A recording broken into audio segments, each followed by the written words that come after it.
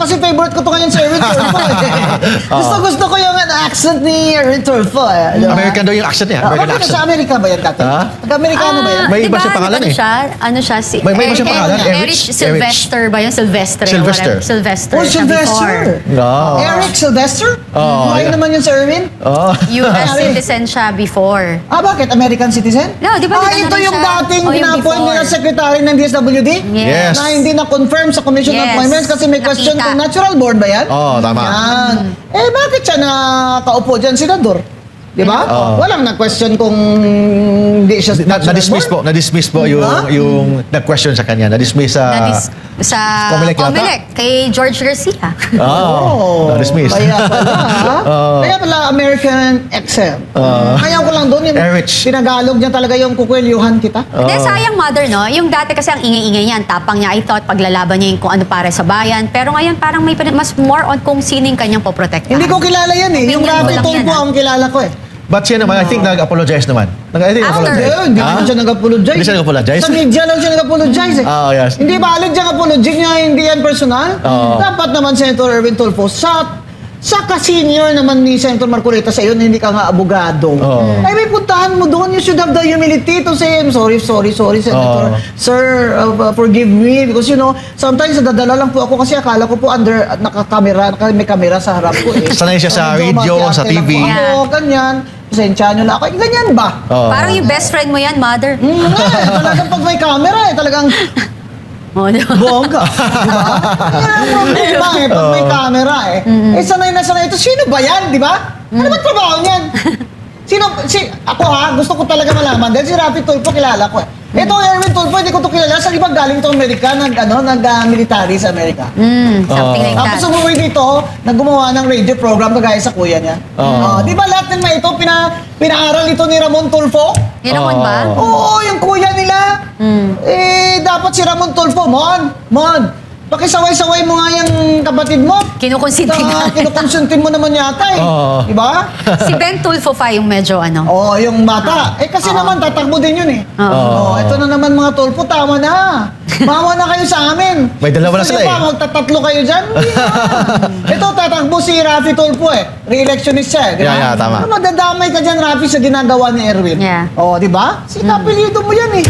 Mahirap naman itong Yeah. buhay natin. Ano masasabi niyo, Mon? Dapat Yeah. anti-political dynasty law talaga eh. Oo. Tama. Kaso yan si Risa Ontiveros, ang pinasang anti-dynasty law dyan, peke naman eh. Hanggang 2 degrees lang eh. 2 degrees lang. Hanggang 2 degrees, tatay, nanay, magkapatid, mag-asawa, yung lang daw ang prohibited na political dynasty. Taga saan planeta ka ba? Na hindi mo pa alam na hanggang first cousin tumatakbo sa in one, what do you call this, province? Province, tama. Pati mga illegitimate na mga anak nila. So, And nakalagay po sa ating saligang batas na yung political dynasty is prohibited. Ang sa atin lang, paano i-define natin yung political dynasty? Walang batas. Sinapasa ngayon ni Senator Ontiveros. Risa. Mag-ingat ka ha, narinig ko, Ontiveros. Pinasa ngayon niya yung house bill niya na meron silang partner house bill doon sa house na tinutulan nga ni Chel Jokno eh. Ngayon hindi nyo na barkada si Chel Jokno dyan sa anti-political dynasty bill nyo kasi si Chel Jokno matalinong tao. Yan, at nagturo yan. Kaya alam niya na kung ang political dynasty ay gagawin nyo lang prohibited up to 2 degrees of consanguinity or affinity may Yeah. kasal, kahit nakasama pa mga illegitimate, ay peke yan. Peke yan. Hilaw. Hilaw. Hilaw yan. So yan ang anti-political dynasty law na gustong ipasa ni Senator Risa. At pabor yan sa kay Marcos. Diba? Kasi magka-comeback pa si Marcos pag of age na si Sandro eh. Diba? Di Sandro now. 30s? 30s Pwede na ba yata? siyang 35? Pwede na ba siya mag-senador? Pero hindi pa siya pwede mag-president. Yes. Diba? Hindi pa ba 34 pala yata? 34, 33. Kaya magka-comeback pa yan. Return of the comeback ni Martin Romualdez. Yan. So may Martin Romualdez Jr. naman. Malilitaw. Baka malay mo, di ba? Ano iba tayo, mother? Ano masasabi niyo dun sa naging hearing kahapon ng Red Blue?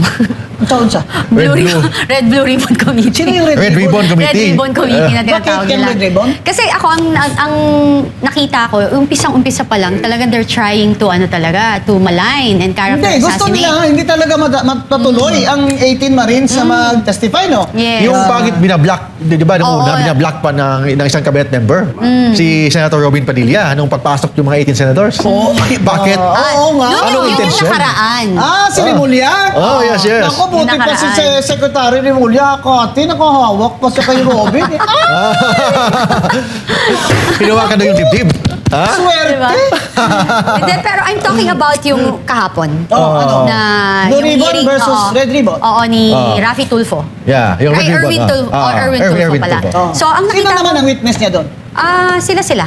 Tapos sila, yung sila, si Kuan, Matibag. tapos may ombudsman. Ako kasi nakita ko agad sa umpisa pa lang, talagang tinatry nilang i-malign. Oh, di ba lagi ka sa Senate? Oo. Mahirap po So, si Tulfo mag-preside sa Blue Ribbon Committee kasi kasama siya Oo, sa na-drag yung knowledge pangalan niya. sa, Oo, sa ano Valeta. sabi ng 18 Marines doon? Kasama siya nakatanggap daw.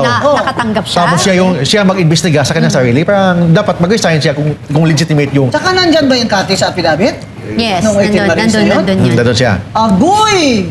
Senator Erwin Tulfo!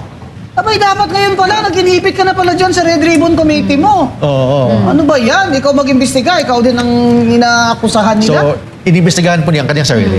Yes, Ay, hindi niya correct. pinimbestigahan Pwede ba sarili yun? niya. Siyempre, sasabihin niya, sinungaling kayo, kaya nag-file siya ng libel, di ba? Oh, libel. Nag-file siya ng libel sa city prosecutor ng Pasay City. Ito ang mali niya, ma. Because you know that in libel, truth is a defense. Di ba? tama. Then- Bongels, bakit ka naman nag-file? O ayan, kumagat ka naman sa patibong eh. Oo. You took the bait. Di ba? Yeah, tama. You took the bait, mate. Yeah. So, truth is a defense. Second, if you're a Oo. public official, you should not be on your skin. Tsaka siya, denial lang siya eh. Oo, Denial denial. lang siya doon. Eh yun, magkukorroborate oh. 5, 10, magkukorroborate. Di ba Kati, meron pa daw plus 14? Yes, meron pa. Actually, marami yan, 100 plus yan sila eh. Yun ang alam ko. Pero may next na magte-testify yung 14. Alam niyo po, kaya po nangyayari yun. Kasi siguro nakita na ng mga kasama ng retired men in uniform. Kayo, tigilan nyo. Kayo dyan na nagsasabi na wag silang tatawaging retired men in uniform, retired Marines, or ex-whatever. Maling-maliho. Para yung Nagsilbi naman. tinatapon ang kanilang sakripisyo. Whether etong 18 na to or whatever, gaano man katagal, gaano Nagservice kainte, naman. nagsilbi po sila. Lahat, Tama. kayo ba perfect? Wala kayong kasalanan. Ganito na lang.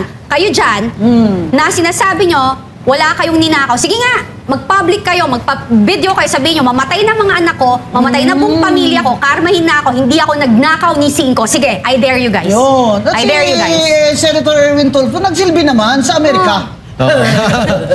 Dollars? Hindi, nakakasakit lang kasi ako may relative akong mga ex-men in uniform. Yes, yes. So, you don't hindi nyo pwedeng, di ba may kasabihan ng Minamaliit nyo naman eh. Oo. Ginawa nga, Once a Marines, basurero you're ka? always a Marines. Tapos kayo rin, ikaw, Claire Castro, kung makapagsabi ka, mga basurero at saka mga kargador, mas mabuti pang maging kargador at basurero.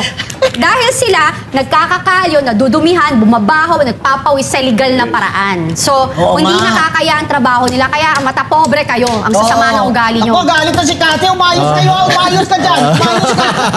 Gagalit na si Miss Kati Binag. Oo. Diba? Kasi ang is mother, Kalma lang. Kasi alam mo, kailangan maganda tayo lagi. Oh, buti lang kahit galit ako, namumula lang. Kahit hindi tayo nakadikit dibdib kay Robin. Ano yun, mother? Sabi natin, nangingintab ako. Glass skin. Alam mo, ayaw ko nang magpasta sa inyo kasi yung mga bangs ko. Sakit.